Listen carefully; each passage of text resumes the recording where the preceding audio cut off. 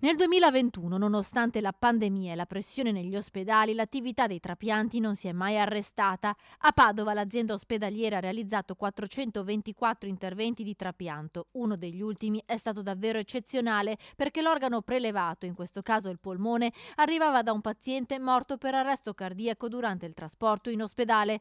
Il polmone è stato così sottoposto a ventilazione dai medici anestesisti e posizionato poi all'interno di un macchinario speciale che è in grado di rigenerare l'organo.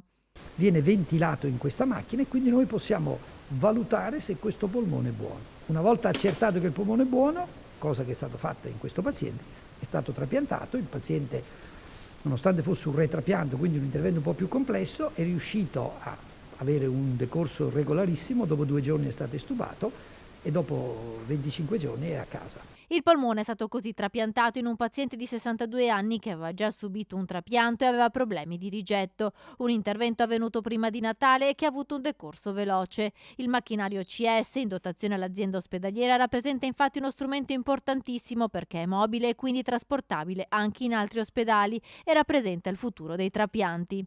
Tutti gli organi probabilmente possono essere messi all'interno di macchine che riproducono la situazione, cioè del donatore quando è ancora nella fase prelievo, e questo ci permette in qualche modo anche, diciamo, di aggiustare, perdonatemi questo termine, un po' l'organo, perché usando dei farmaci, usando delle modulazioni particolari, noi possiamo rendere più accettabile questo organo che veniamo poi a trapiantare nel corpo di un'altra persona. In Veneto sono quasi 1300 le persone in attesa di trapianto, 600 di queste a Padova, centro di riferimento italiano per i trapianti di polmone.